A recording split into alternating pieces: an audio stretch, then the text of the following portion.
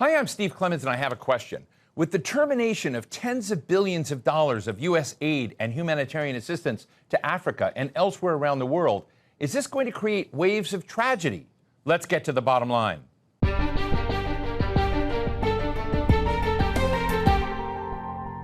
As part of its mission to downsize the U.S. federal government, the Trump administration has suspended employment of thousands of USAID workers and has terminated its programs and most global humanitarian assistance. There have been some exceptions for life-saving programs, but these are small waivers amidst an onslaught of huge, massive aid cuts. Africa stands out as the most impacted. But what may disappear? Humanitarian assistance, infrastructure support, medicine and food programs. These are all substantial for countries like the Democratic Republic of Congo, which receives about $1.34 billion each year. Ethiopia, which gets about $1.2 billion. Sudan, nearly $800 million. And other major grants going to Nigeria, to South Sudan, Kenya, Mozambique, Uganda, and more. But some see a silver lining in this gutting of U.S. support for the continent. With aid, they say, there has been substantial political meddling and resource exploitation that has demeaned and sidelined African empowerment and economic growth. So rather than trauma with the USAID cuts, there could be opportunity, they say. Today, we're talking with Ambassador Arikana Chihombori Kwao, a medical doctor and former permanent representative of the African Union to the United States. Ambassador, it is terrific to have you with me in stage here in studio. Let me just ask you, if I look through the USAID programs, some of which have been cut off, in Congo, there's an aid group, Action Against Hunger. This is they're treating tens of thousands of malnourished children. In Ethiopia, food assistance stopped for more than 1 million people, as we've seen these AID cuts go into force, really across the board with very, very few waivers. How is Africa feeling this moment? Do you see this as a story of tragedy, or is there something else that we need to be looking at? I think there's something else we need to be looking at. There is need for readjustments. There is need for realignment. We need to understand the real reason why USAID is in Africa. And not just USAID, but other NGOs. You look at DFID, which is the British equivalent, and many other smaller ones. Their sole purpose was to act as if they're coming to rescue Africa. They're coming to fill in the gaps in government services, gaps in education, gaps in healthcare, gaps in humanitarian services. They're coming in the guise of addressing issues to do with human rights, issues to do with environmental protection and social justice. They are coming in claiming that they're introducing grassroots initiatives that are going to help the people. And so they use that as a way to go into the most remote parts of Africa. They're talking about government advocacy. When you look at it on paper, it all looks really good. But they're actually wolf in sheep's clothing. They are using that open access sounding humanitarian to constantly destabilize governments. I can tell you right now, the majority of African leaders, and not just African leaders, but leaders in the developing world, are celebrating the exit of USAID. I was listening to a program, I believe it was CNN, and I was jumping up and down. It was a government official from Hungary. He was echoing the same sentiments. He said they are happy USAID is leaving Hungary because they are always supporting opposition.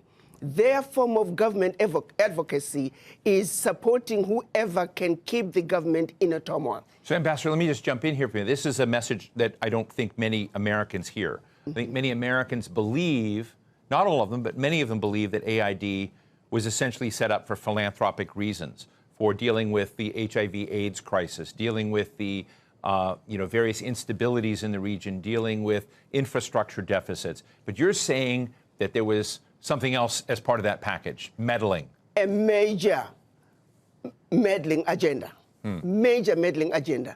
The majority of some of the workers, now the average USAID worker may not realize it, but quite a few of them are also operatives who are underground, and their major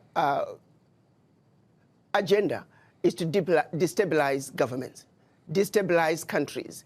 If you think about it, their sole purpose, for example, filling in the gaps in healthcare and education. Where is the change? Show me one country that USAID was in and education improved. Show me what country where USAID was in and healthcare improved. The social services they're bringing, it's peanuts. The American taxpayer needs to know the billions of dollars that are being given to USAID, a fraction is making it to the people. Look, one of the highest profile medicine programs is PEPFAR, which both Republicans and Democrats here in Washington are really having outcries about. It was one of the signature programs of President George W. Bush to try to respond to the HIV/AIDS epidemic in Africa. What's the view on that front? Let's look at what HIV/AIDS was used to do. We know of a program that was run out of South Africa where they actually were injecting people with the virus. The reason some of the AIDS virus spread as rapidly as it did in Southern Africa, there were some very dirty games being played on African people. They were using Africans as guinea pigs for experimental activities. Even when you look at every aspect, they're using us as guinea pigs. Yes, there is some good, a percentage of some good, but not all of it is done with good intentions. You look at agriculture, they're destroying African agriculture by introducing those GMOs. You plant your seed in one season, your soil is finished. We used to have seeds that we can use from one season to the other. The introduction of GMOs through these agencies, USAID is one of them. We're destroying Africa in a massive way. A little good is coming out, but by and large, the end result, they mean no good. They can turn around and give us an inventory and say, as long as you have been in Africa and also other parts of the world, show us your success rate. You claim you are helping governments with education and healthcare. Show us your success rate. But I also turn around and say, African governments, why do you need this little aid to assist you in providing proper health care, proper education? The average African government can afford to provide those services for their people. I happen to have many friends that work for USAID, both in the field but also in Washington. And I have to tell you, I know that they believe that they're doing good, that they're trying to move the needle for those that are in desperate situation and desperate conditions. I think it's very interesting to raise the question of what the other political purposes are. But as you sort of look at the scene now, the French are very big in aid programs. As you mentioned, the British. There are also Chinese aid programs. Are all of these programs essentially power plays, and all of them need to be suspended? How do you see some of the other international programs in Africa now? Well, these are all underground covert operations. Why does Africa need them? Why do we need them? Africa has been the provider. If you look at Europe, Europe cannot survive without Africa. One situation that people don't realize, post-World War, when the US came up with the Marshall Plan, what they don't tell you is that the contribution through exploitation of African minerals was actually the biggest funder of the European Recovery Plan, ERP, aka the Marshall Plan. US contributed $13 billion, which is now present day $175 billion, which, by the way, the American taxpayer must be paid back. Nobody's asking for that money back. But what they don't tell you is that Africa, through exploitation of its resources by the Europeans, was actually a much bigger contribution to the European recovery post-World War II. Nobody talks about that. Why does such a continent that did so much to help Europe recover continue to be so poor? Let's be realistic here. Let's not talk about peanuts. Africa does not need the aid. What we need is for those who are exploiting Africa to stop. Africa has everything it needs. If Africa could have contributed as much as it did to the recovery of Europe post-World War II, why wasn't Africa equally developed? So what happens next, Arikana? You and I have talked about this before, and the exploitation of minerals, of uranium, of cobalt, of nickel, et cetera, and many other rare earths, which is apparently very much on President Trump's mind, because we see the negotiation for rare earths with Ukraine. But you and I have talked about the artificially low prices and the fact that many economies in Africa don't participate in the gains and growth of the exploitation of those resources. What happens now when these aid programs are withdrawing? Does the social contract between American mining operations or other global mining operations? Does it give an opportunity for the power dynamic to shift and change? And what will that look like? I think this is a wake-up call for the African leaders. To the same extent that President Trump is saying USA first, African leaders must also say Africa first. This is a wake-up call to the African leaders to take inventory of what is really happening in their countries. Do they really need the peanuts that are coming in as aid? What is really going out? If I may use the example of what happened in Niger when the government decided they were going to take over the mining of their uranium. The French companies that were mining the uranium were paying the government 80 cents a kilo for the uranium, and then turning around and selling the uranium to the rest of the world at 200 euros a kilo. So that one move from the Nigerian government to say we are now going to take ownership of our own uranium, they went from realizing about $1 billion in uranium resources to over 300 billion a year. Do you realize what I'm talking about? No amount of NGO could bring that kind of money. And this is only one mineral. Now imagine the country taking inventory of all their minerals and benefiting from their natural resources like the rest of the countries in the Western world. That is what African leaders need to look at. Do you see that in the horizon of African leaders right now? They're do you see them? Who do you see as the standout winners of that kind of change? And who do you think is still chasing AID contracts? Let me tell you, we need to look at what's happening in Burkina Faso, Niger, and Mali. President Traoré is standing up. He is saying the natural resources in Burkina Faso, they belong to the people of Burkina Faso. Niger is doing the same thing. Mali is doing the same thing. Every leader must look at what's happening in the Sahel nations to say, like anybody else, you must take care of your people. You have your natural resources.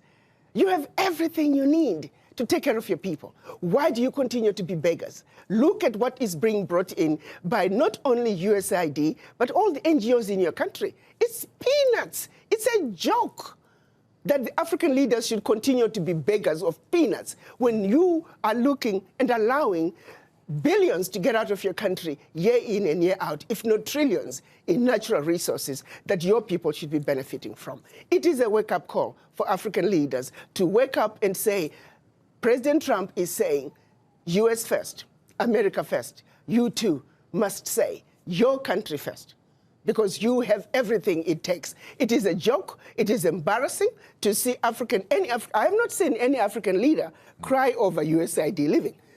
I can tell you for a fact, the average African leader privately is celebrating the exit of USAID because they know what is really going on. Let me ask you a geopolitical question. And again, you and I have had the opportunity on this show to talk about it before, which is the relationship of the United States broadly with the African continent. Now, I realize the continent has a lot of different nations, different countries that are part of it. But President Trump is not known to care much about Africa. He has talked about it in very derogatory language. His comments about USAID have had nothing to do with Africa. They've had to do with downsizing the scale of government and the perception of corruption and policies that are not consistent with his own. He's not framed any of this in terms of African needs or whatnot. So when you think about that, what do you think is the possibility of changing the dynamics of the relationship between the Trump administration and African leaders when it doesn't seem to be on his radar screen? To be honest with you, why should African leaders care? Why should Trump care about Africa? He shouldn't care about Africa, to the same extent that the African leaders really shouldn't care about a relationship either. If the relationship can be worked out, that's wonderful. But if President Trump is saying, I have a mandate from my own people to take care of my people, and I'm doing what I need to do to take care of my people, African leaders need to take that same position. You see, it takes two to tango. If President Trump does not want a relationship with Africa, Africans shouldn't be begging for it. Are you with me? Do you think this will transmit to the way Africa deals with Europe? With France, with Germany? I'm hoping that this will translate into African leaders looking from within, because they don't really need to keep looking outside. They have what it takes. It's a wake-up call, just like what happened during COVID. It was a wake-up call for African leaders to realize that you must begin to look within Africa to take care of yourself. When the chips were down, the world walked away from Africa during COVID. So that's a reality. No supplies were coming to Africa. Africans were not manufacturing anything, and African leaders were forced to look from within. This, I'm hoping, is another wake-up call where African leaders also begin to realize we must look from within. But let me underscore this. The average African leader and majority of leaders of developing world, I can tell you, they are celebrating the exit of USAID, and we hope that there will be exits of many other NGOs that are carrying out nefarious activities in Africa and anywhere else in the developing world in order to further the agendas of their governments, which is to continuously destabilize, divide, and conquer. To be quite candid, Ambassador, much of the world looks at the African continent as a gold mine, as Absolutely. a diamond mine, as Absolutely. a mine for precious materials and resources, which we've talked about.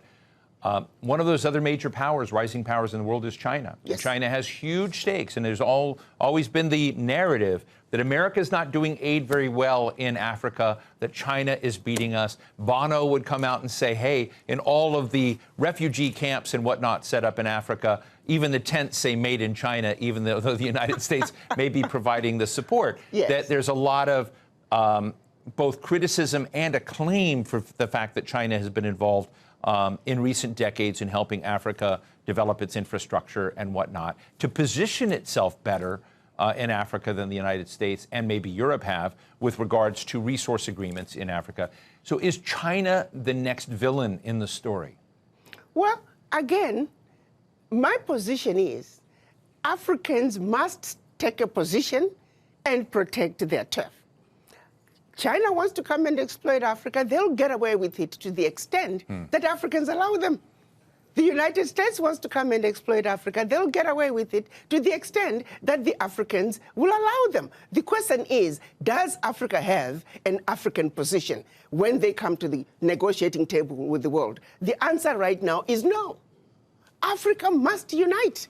Africa must speak with one voice, and Africa must go to the world stage with one voice, one agenda, one plan that the world will have to respond. But as long as Africa is going to the world as bitty little countries, as Togo, as Eswatini, as Guinea-Bissau, Africa is fighting a losing game.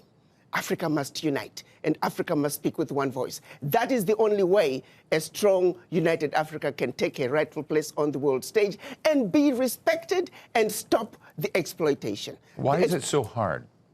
I think it's a long history. If you go back to colonization, if you go back to the Christianity and how it was introduced, how we were trained to be subservient. In Africa, the rules of the game were the same. I think that what was done to brainwash black people around the world, long before they even left Africa, we are still suffering from that legacy of colonization, the legacy of slavery, where the people in power, they themselves don't believe they can do it. We still have leaders who believe you can't make it unless you're working with white people. We have individuals who think only something brought in by white people is what's likely to succeed. With that kind of mentality, it is a very difficult battle. Our battle to succeed, to unite as the African continent, it is a battle of the mind. And each and every African must realize that we are defeated where it matters the most, which is the mind. Brainwashed to the core.